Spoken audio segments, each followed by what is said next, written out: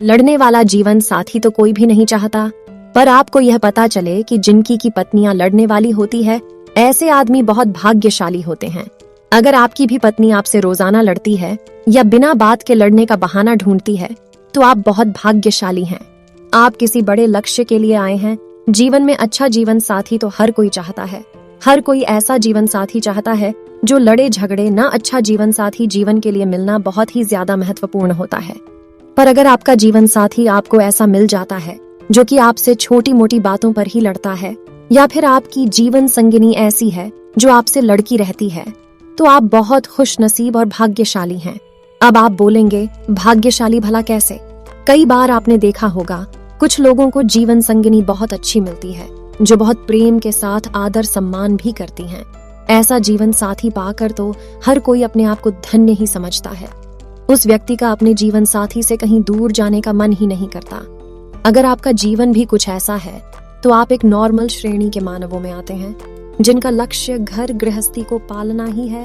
वहीं आपको अगर ऐसा जीवन साथी मिल जाए तो पूरा दिन लड़ने वाला हो, पूरे दिन आपकी बुराई करना, कमियां निकालना और लड़ना, तो आप बहुत ज्यादा भाग्यशाली हैं। आप एक नॉर्मल इंसान तो बिल्कुल भी नहीं है। ऐसा जीवन साथी जब किसी इंसान को मिल जाता है, वो इंसान अपनी किस्मत को कोसने लगता है। कभी कभार तो भगवान तक को दोष देने लगता है। भगवान ने मुझे ऐसा जीवन साथी क्यों दिया? ऐसा जीवन साथी आपको मिल जाए तो आपका घर पर रहने तक को मन नहीं करता। अब आप बोलेंगे, भला ऐसा जीवन साथी चाहेगा कौन? तो मैं आपको बता दूं, जो भाग्य में लिखा होता है वही आपको मिलता है। पर लड़ने वाला या बुरा जीवन साथी मिलना कोई आपकी बदनसीबी नहीं।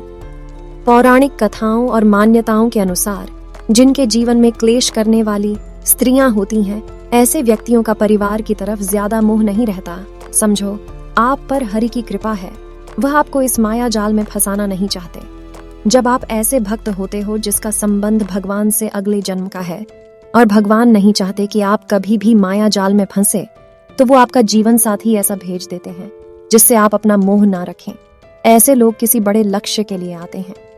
नरसी मेहता नाम तो आप सभी ने सुना होगा। उनकी पत्नी भी बहुत झगड़ालू और लड़ने वाली थी। नरसी मेहता सदैव इस बात का भगवान को धन्यवाद देते थे, अगर मेरी पत्नी प्रेम करने वाली, आदर और सम्मान करने वाली होती, तो शायद मुझे कृष्ण से कभी इतना प्रेम ना हुआ होता। आप उस लक्ष्य को पहचाने जिसके लिए आप बने हैं। नरसी मेहता के लिए तो स्वयं श्री कृष्ण भात भरने तक आए थे। बहुत से लोग बस यह सोचकर ही अपना जीवन खराब कर लेते हैं कि हमें जीवन साथी बड़ा खराब मिला है। आप लोग कुछ करने के लिए आए हो, इसलिए भगवान नहीं चाहते कि आप इस मोह माया में फंसे रह जाओ। वहीं दूसरी ओर एक पति पत्नी एक दूसरे का बहुत आदर सम्मान करते हैं, एक दूसरे के बिना रह नहीं सकते, एक दूसरे के साथ ही उनको रहना पसंद आता है। ऐसे लोगों को भोक्ता बोला जाता है, जिनको अपनी दी गई मनुष्य योनि भोगनी होती है, पर इनका कोई लक्ष्य नहीं होता। आप तो भगवान का शुक्रिया अदा करो। आपको भगवान ने अपने लिए चुना है। आपको अपने लक्ष्य से कोई नहीं भटका सकता। ऐसे कई सारे संत महात्मा रह चुके हैं जिनकी पत्नियां बेहद क्रूर और झगड़ालू थीं, जिससे वह कभी इस मोह माया में फंस ना सके। स्वयं भगवान को भी उनके लिए इस धरा पर आना पड़ा। उनका भगवान के प्रति प्रेम और समर्पण इसलिए था क्योंकि उनकी पत्नी पूरे दिन लड़की रहा करती थी। आप बहुत भाग्यशाली हैं। अपनी उन देवी जी को जरूर प्रणाम कीजिएगा जो आपसे बिना किसी कारण के लड़ती हैं। उनकी वजह से आप अपना लक्ष्य प्राप्त कर लेंगे, वरना आपको भी 84 लाख योनियों भुगतनी पड़ती। हम आपके लिए हमेशा बहुत उपयोगी जानकारी लेकर आते हैं।